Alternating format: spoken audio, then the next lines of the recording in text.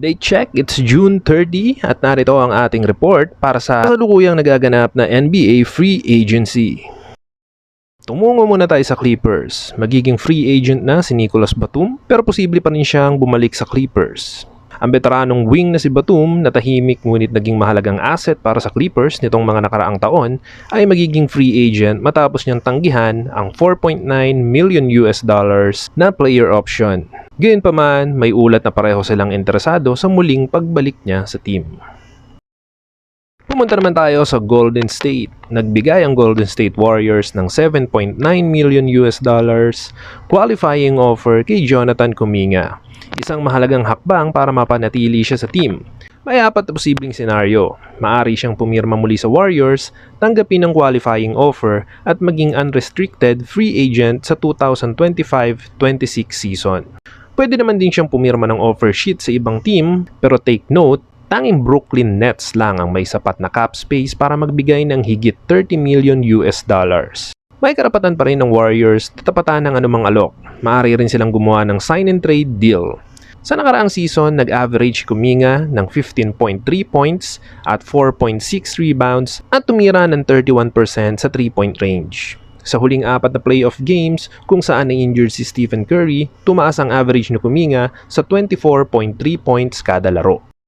Tumungo naman tayo sa Oklahoma City. Thunder nagpaluwag ng roster spot sa pamamagitan ng trade. Ang defending champion ng Oklahoma City Thunder ay ipinadala si Dillon Jones, ang 26th overall pick sa nakaraang NBA draft sa Washington Wizards. Sa trade na ito, makakaluwag ang Thunder sa kanilang roster habang si Jones na nag-average ng 10.2 minutes kada laro bilang rookie ay magkakaroon ng mas malinaw na pagkakataon na makakuha ng playing time sa Washington. Tumungo naman tayo sa Los Angeles Lakers. Dorian Finney-Smith tinanggihan ang $15.4 million na option sa Lakers. Tinanggihan nga ni Dorian Finney-Smith ang kanyang $15.4 million player option para bumalik sa Los Angeles Lakers sa susunod na season. Na-trade si Finney-Smith mula sa Brooklyn Nets papuntang Lakers noong Disyembre bilang bahagi ng trade na nagpadala kina D'Angelo Russell, Maxwell Lewis at ilang draft pick sa Brooklyn.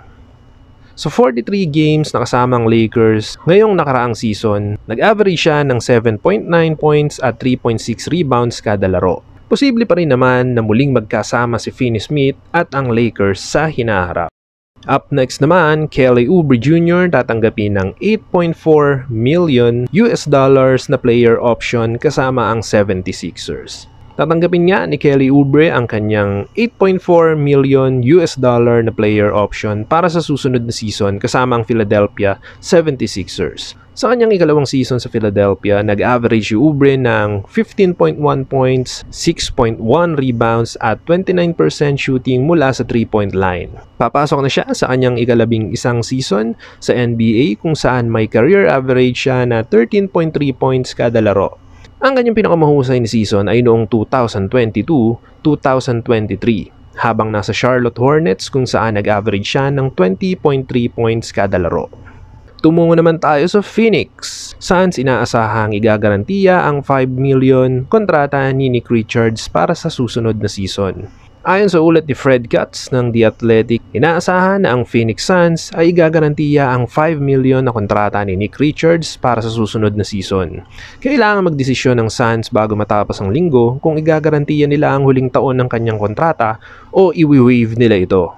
Si Richards, 27 years old, ay nag-average ng 9.5 points at 8.6 rebounds sa 36 games niya sa Suns nitong nakaraang season. Una siyang pumirma ng 3 taong $15 million extension kasama ang Charlotte Hornets noong 2023. Na-trade si Richards sa Phoenix noong Enero kapalit ni Josh Okogie at 3 second-round picks.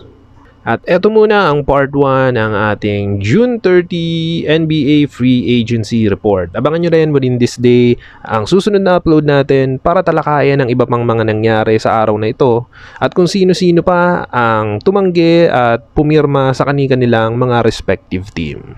Sana'y nagustuhan nyo ang bagong video natin na ito. At para lagi kayong updated sa mga latest upload natin, huwag kalimutan na mag-subscribe dito sa ating YouTube channel at i-hit ang bell button para nanonotify kayo kapag meron tayong bagong video na dapat panoorin. Huwag nyo rin kalimutan na i-like ang ating video at tara mag-usap tayo dun sa comment section kung ano bang masasabi nyo dito sa bagong video na pinanood natin na to. You can follow us sa ating TikTok para updated din kayo sa mga video na ina-upload natin doon. Ganoon na rin sa ating Facebook page para namang updated kayo sa mga latest design ng mga shirts natin. So yun lang, muli maraming salamat sa pagsama sa amin at maraming salamat sa panonood.